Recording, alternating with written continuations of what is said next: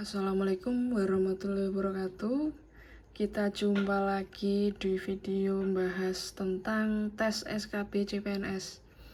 Karena kebetulan banyak sekali dari teman-teman saya juga tanya tes SKB itu seperti apa, gimana contoh soalnya. Langsung saja nanti kita bahas ya teman-teman.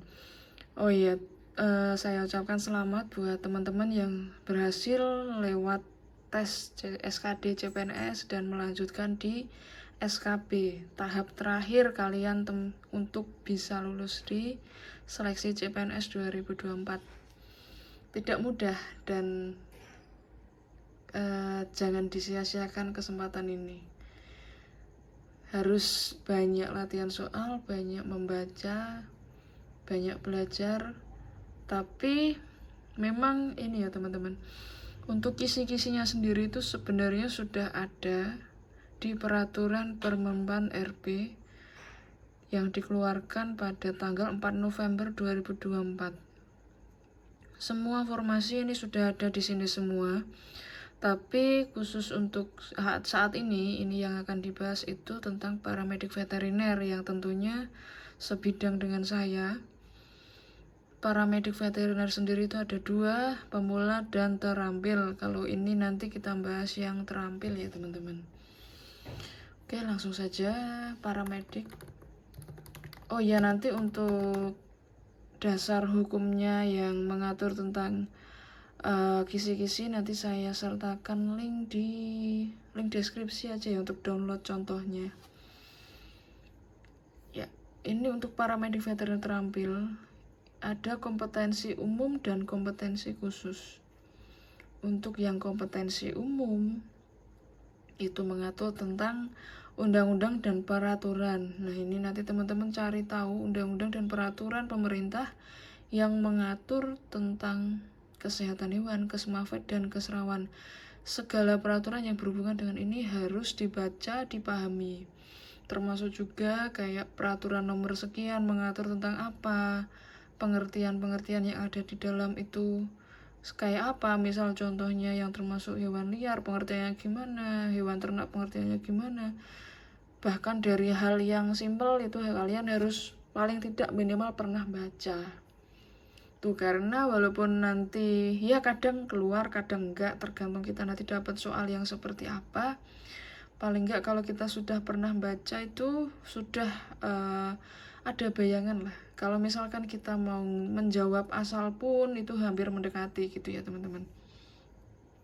Peraturan yang ada di bidang kesehatan hewan, kesmafet dan keserawan nanti kalau ada waktu saya carikan juga undang-undangnya apa saja, saya sertakan link untuk download. Kemudian untuk kompetensi khusus itu ada 3. Yang pertama, prosedur tata cara penanganan, pemeliharaan, dan pemeriksaan bidang kesuan, kesmafet, dan keserawan. Nah, ini pemeriksaan di bidang kesuan ini salah satunya juga kayak pemeriksaan umum, pemeriksaan fisik pada hewan itu kayak gimana. Terus mungkin teman-teman yang pernah bekerja di klinik ini sangat familiar urutan pemeriksaan itu gimana, dari anamnesa sampai akhir itu urutannya gimana. Kemudian kalau untuk yang kesmafet ini paling tidak mencakup tentang uji-uji. Nah, ini kayak interpretasi uji juga dihafalkan, terus alat dan bahan dihafalkan. Kemudian yang mencakup tentang kesmafet daging, telur, ini kaitannya nanti sama RPH biasanya ya. Ini juga harus tahu. Dibaca lagi materi kuliahnya dulu. Kemudian untuk yang keserawan, ini tentang kesejahteraan hewan. Salah satunya kayak bebas dari rasa lapar dan haus, bebas dari rasa sakit. Yang seperti itu nanti dibaca lagi, dibuka lagi. Contoh di kehidupan nyata itu seperti apa. Nah, nanti ini kemungkinan keluar.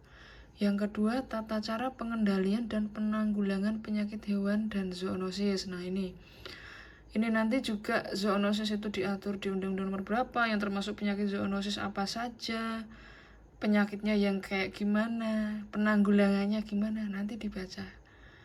Kemudian yang ketiga, identifikasi status reproduksi dan penanganan reproduksi dan kebidanan pada hewan.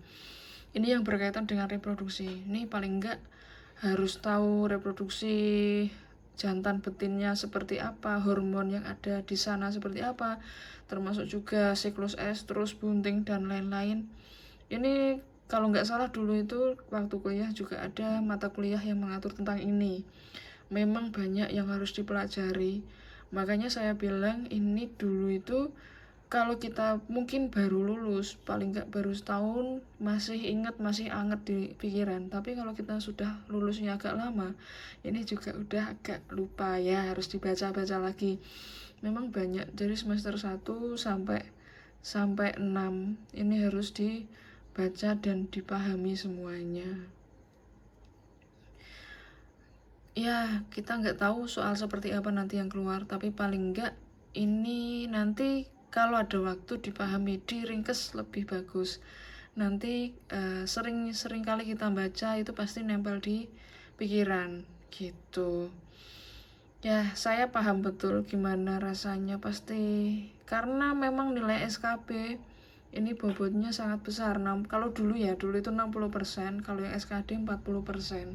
Makanya tidak menutup kemungkinan kalian yang SKD-nya peringkat bawah, kalau nilainya bagus di SKB paling tinggi, ada kemungkinan kalian untuk melewati atau lebih unggul daripada pesaing kalian yang lebih unggul waktu SKD. Gitu ya. Semangat teman-teman. Nanti kalau ada pertanyaan bisa di kolom komentar. Kalau dirasa video ini juga bermanfaat, silahkan untuk di like atau subscribe. Terima kasih. Nanti saya kalau ada waktu, saya usahakan untuk mendownload semua undang-undang. Saya sertakan linknya di link deskripsi di video selanjutnya ya teman-teman. Terima kasih.